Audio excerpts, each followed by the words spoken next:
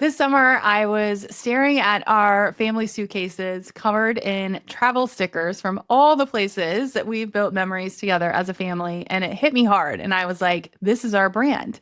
Life first, intentionality, and designed with freedom in mind. And so I brought these suitcases to our last brand photo shoot, and they ended up being the perfect anchor for our podcast rebrand.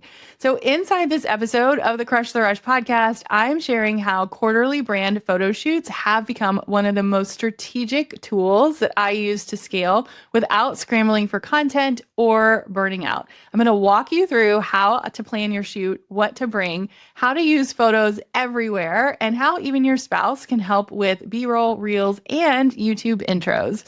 Let me know if you want more on this podcast topic because this is truly behind the scenes of how we built Crush the Rush.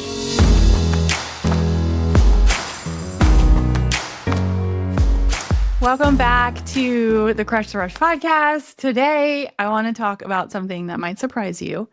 It's not a funnel, it's not an email hack, and it's not really even about AI, even though I know those have been really popular lately.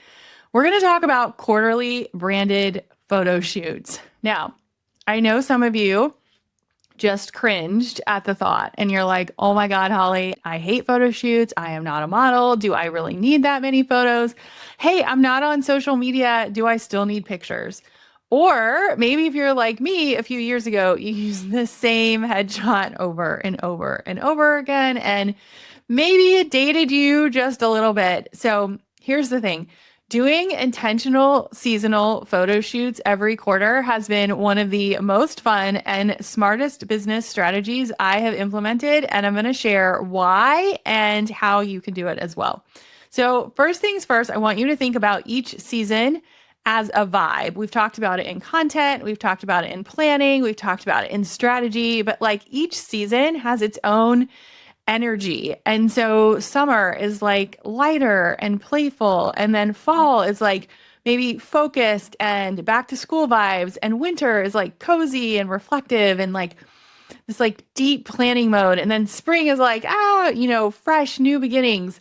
And so scheduling quarterly photo shoots, honestly, the strategy is it gets to capture my energy and it re-energizes me, which I mean, owning your own business is hard. It is really, really hard. And it's probably the hardest thing that I've ever done because my energy is so up and down all the time. It's like, I worry about this and then I worry about this and then, oh my gosh, that's so exciting that this happened. But then what about this? And so the energy that I capture when we're doing these photo shoots is something that I like want to hold on to for the season. But it also means that when I'm planning content or updating my website or refreshing my Instagram 3 grid, it doesn't feel stale and that energy gets passed along to you. And so for me, it's very real time. It's very aligned with what I'm doing, but also promoting the season that we are in. And so the second reason that I love quarterly photo shoots is it forces me to keep everything current. I mentioned an Instagram 3 grid. So inside Anti-Social School, we talk about that social media can be like a magazine cover if you don't want to use it every single day. And so I have a 3 grid. It's like the first 3 grids of my Instagram is the same, but it like points you to certain things. I try to update it every quarter. Now, I will say I just updated mine and I hadn't updated it in like 6 months, but I knew this episode was coming and we're like, okay, we're going to get back on track. But I had new pictures. And so it was really fun to update the 3 grid because it reflected the season that we're in and how we're feeling and how I'm feeling and how you're feeling. It forced me to update my press page, my speaker bio, my email signature. And these are all like what I call little teeny tiny profit pockets, right? Like maybe changing your Instagram 3 grid might move the needle. It might not. But when your messaging is aligned and your 3 grid is aligned with your press page, which is aligned with your speaker bio, which is aligned with your website header, which is aligned with your email signature, and it all flows together, like people are going to notice and they're going to take you seriously. My dad used to always tell me you can never be overdressed for an occasion. And so for me, I think about this as like, we're going to overdress it. Like we're going to tie all the pieces together in a way where people are like, wow, she was really intentional about that. And you're like, yeah, I was, because I know what I'm doing. And they're going to be excited to work with you because of that. Let's be honest. People want to see a recent photo of you, not a glamour shot from, I mean, I'm dating myself, but did anyone get a glamour shot when they were in high school? But like, we don't, like, we look different now than we did 10 years ago. And so people want, when they see you on social or on your website and then they see you in person, like, you should look the same, at least close, right? Like, I would argue that in my photos, I have way more makeup on than I do when I record my podcast, but I'm at least the same. In my recent photos, I had really long hair and I just chopped it off. And I'm like, well, that was probably stupid because now I look different. But it's this, I'm the same person, right? So clients notice and potential partners notice and your audience notices, right? And so you want them to think like, oh, she's active, she's intentional, she's paying attention, because you are. And so this is, again, why it's so important to just switch out your content and your photos. You can use our content plan from the last episode, and now you can layer in some really awesome pictures into your content. If you aren't on social, again, use them in your press package, use them on your website, use them in your emails. There's a reason that newsletters are so popular right now. Like, people want to see you and what you're doing and how you're doing it. And so I want to tell a little behind the scenes story of why I think photos can also just bring out a more personal side of you without you having to write like 17 pages. At our recent photo shoot, if I'm being honest, I was not craving new business photos, but it had been a minute. And I was like, oh, I want to get some updated pictures of our family. And so when we do our summer photo shoot, we have been merging it into a family photo shoot as well, because I was like, well, I'm already paying for it. Why not make it a business expense and walk away with fresh pictures of the girls and pictures of our family that I can use for Christmas cards and all the different things. And by the way, they're done in July and I'm not having to worry about them in December. So that was like great. But also I wanted to really think about our brand's core values. And one of them is this like life priorities business model. And what that looks like for us is quarterly travel. And so I was like, how do I represent this in our photos? And so what we did was we planned ahead and brought my girls' suitcases to the shoot. Now, if you follow along, I do usually share on social, which I talked about on our Hawaii episode, the videos that we make when we travel. And one of the things that we've done is we don't necessarily buy souvenirs when we take trips, because we're usually going to like different cities and then you got to carry it. And I don't know, souvenirs are overrated a lot of times, but we have been buying stickers. And stickers are so fun because you get to go in these like little like trinket shops and look at all the things. The stickers are not expensive. And so my girls have these suitcases with stickers of every place that we have traveled together since they were like 5. And so it's like a little memory book on wheels. Like, it's so fun. It is such a great conversation starter. Like, every time we're in the airport, because we actually only take carry-on, which is a whole nother episode in itself. Like, people ask like, oh, are these all the places that you've been? And it's just been like a really great core memory. And so I was like, well, how can I incorporate that into our photos? And I'm sharing this because business photos don't have to be all business, right? Like, what are some things that you can incorporate that are you, that you love? Like, I have a client who loves Diet Coke, and we're like, Tiffany, you have to have Diet Coke in your next photo shoot because it's so you. Like, it's Diet Coke all the time. And so what are some little things that you can pull in that make you stand out and make your lifestyle really the focus? Because that's what's going to make people want to work with you. Like, who are you? What do you love? And what makes sense for you? So the photos turned out really fun. The girls were like laughing and pulling their luggage. And it sort of turned into this like, okay, well, how do we blend real life with like CEO life? And so now when I talk about travel and freedom and building a business that supports other actual life activities, these are really great photos to share. And so when we launched our podcast, right, guess what photo made the most sense? Like, we have used the family suitcase photo so much. And I think it's because it is so personal. And so that's the tip that I would leave you with is like, what can you think of that's visually appealing, that stands for, at least for us, for building a sustainable, intentional business. And like my goal was like, I want to help you build a business that lets you pack up and take the trip. And so this one little like idea became this like brand statement. And it happened because we thought strategically ahead of time.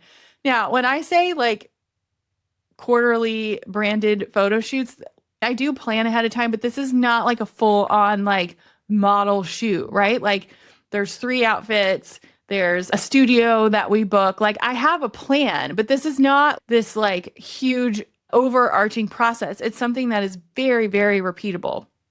And so this is where it starts to get practical. Before you schedule your next photo shoot, you should do it. I want you to look at your content calendar. Like, what do you have coming up? Are you launching a new program? You want to capture photos of you in action or teaching or working with clients? Are you hosting an event? Like, bring backdrops or props that reflect that vibe. And plan a seasonal promo, right? Like what colors do you want to reflect the energy? Like what do you want it to convey?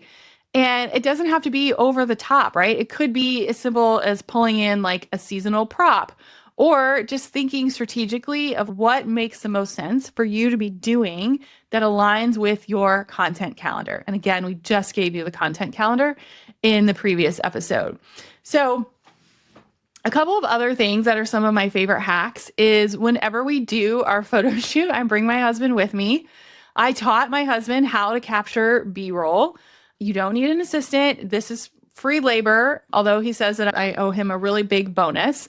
So when we're on photo shoots or trips, he'll grab video clips of me working on my laptop, we sitting at a coffee shop, me talking to the girls. We're not doing this all the time, but B-roll is so great for YouTube intros, something that you can put on your website, Instagram if you want to use it. Like you don't need fancy gear, your iPhone will do, but bring somebody with you to your photo shoot. To me, when you can see behind the scenes of somebody taking photos, you're immediately like, oh, she's doing something. What is coming? What's new? How are they doing that? It's really fun to even share behind the scenes of your photo shoot, which is great for content.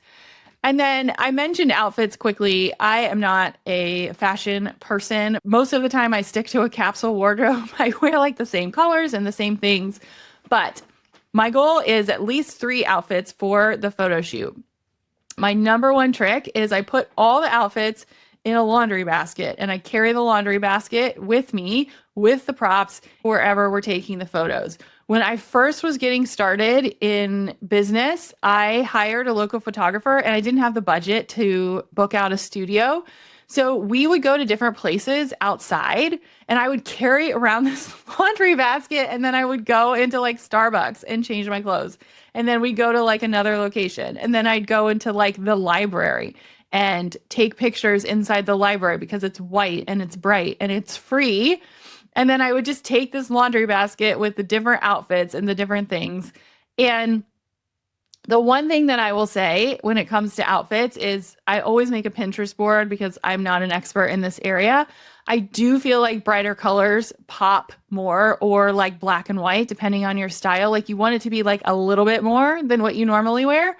And I try to do like a wow, like one wow outfit. So like my last wow outfit was like a sparkle skirt. The rest are like jeans and blazers. And most of the time I don't have shoes on because that's very real life. Like I barely ever wear shoes. And so it's not weird for me to be at a photo shoot or like when we host retreats at our house, like I usually don't have shoes on. So that makes sense.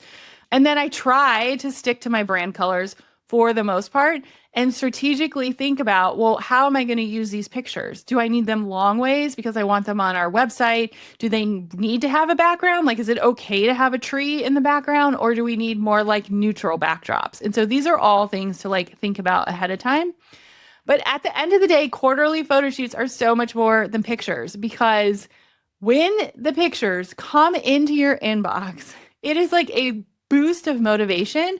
But also, it feels really good to get dressed up, even if you don't like getting dressed up, to prioritize your business and your marketing first for just like a minute and really document, like, what are you doing, the story that you're living, aligning your visuals with your strategy, and just making marketing easier, because now you have a fresh folder of images and B-roll and all the things. If you have a team, that's very easy accessible. If not, you've got it, right? You need a reel cover? Great, you got it. Do you need a podcast cover? Perfect, done. Do you need a picture for your email? Done. It's not the same headshot.